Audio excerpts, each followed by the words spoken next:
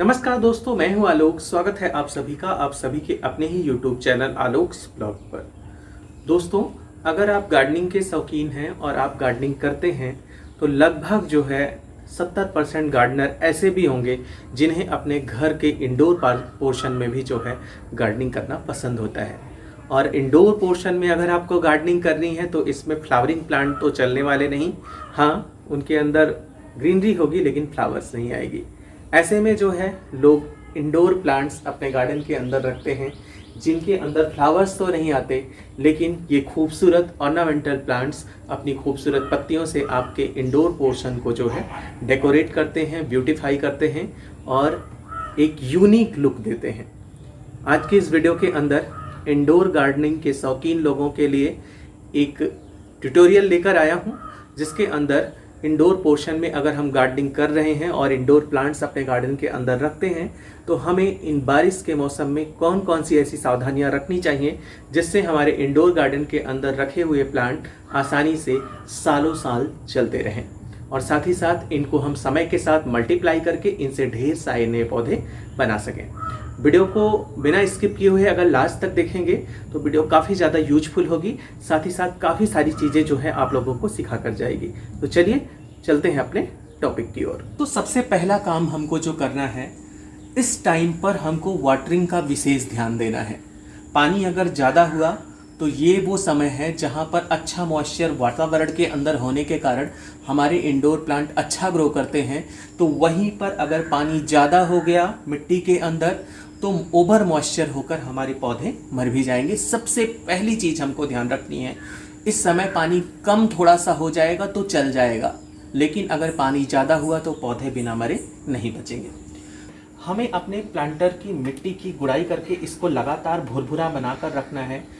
पानी जो मैंने बताया अगर हम ध्यान देंगे और साथ ही साथ जो है समय समय पर अपने पौधों की मिट्टी की गुड़ाई करते रहेंगे तो इनका एयरेशन अच्छा बना रहेगा और कोई भी फंगस इनके अंदर नहीं पनपेगा।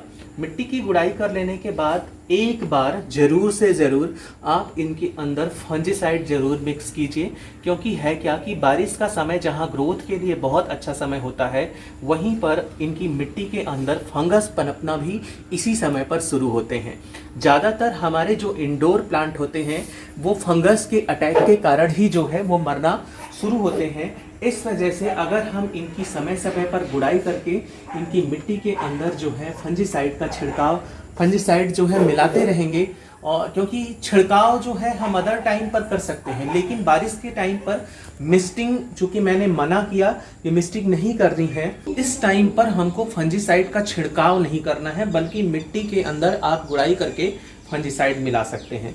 आज मैंने लगभग अपने सारे प्लांट की गुड़ाई की है और चूँकि मेरे पास फंजीसाइड ख़त्म था, इस वजह से मैंने मैक्सिमम प्लांट में हल्दी जो है, हल्दी पाउडर, उसे मिक्स किया है। आपके पास भी अगर फंजीसाइड ना हो तो आप ट्राइकोडर्मा या फिर मतलब सांप का फंजीसाइड, तो आप हल्दी का इस्तेमाल जो है अपने प्लांट की गुड़ाई करके उसकी मिट्टी के अंदर कर सकते हैं। अगली जो चीज़ है, मतलब चौथी चीज़ जिसका हमको ध्यान देना है, हमारे प्लांट जो होते हैं इनकी जो पत्तियां होती हैं इनका भी एक लाइफ साइकिल होता है। जब ये लाइफ साइकिल कंप्लीट हो जाता है तो ये पत्तियां प्लांट में के अंदर ही सूख कर रह जाती हैं या फिर सूख कर इनके गमलों के अंदर या आसपास गिर जाती हैं। ऐसे में होता क्या है, जैसे कि यहाँ पर देखिए ये अल्पीनिया का पौधा है आपका, और इसके अंदर देखिए कुछ पत्तियां सूखी हुई पड़ी हैं।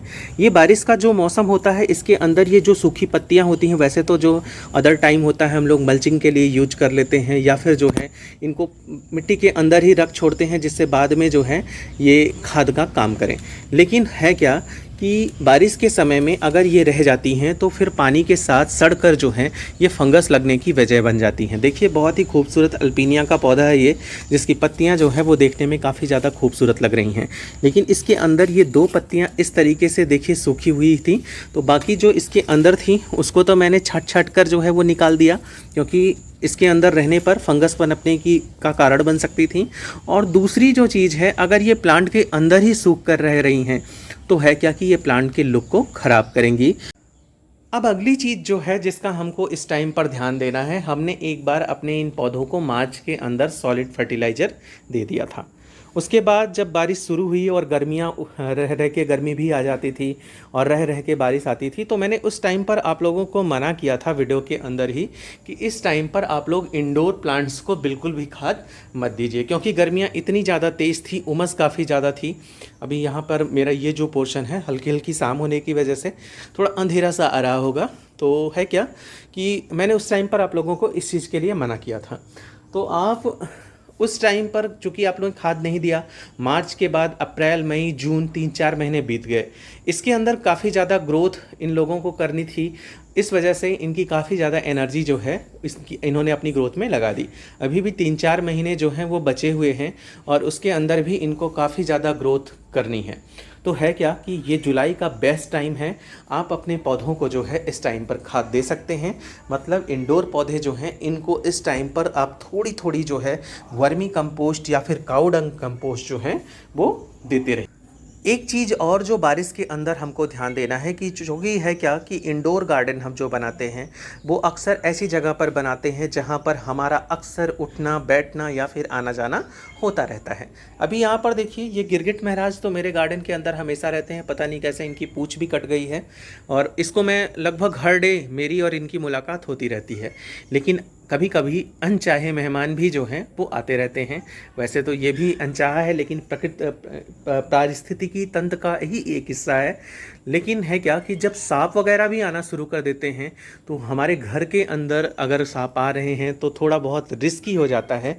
इसकी वजह से आप कुछ छिड़काव वाली चीज़ें या फिर कुछ दाने नुमा आता है जिसको छिड़कने के बाद सांप वगैरह जो है वो घर से दूर रहते हैं, तो आप उन चीज़ों का जो है इस्तेमाल कर लीजिए।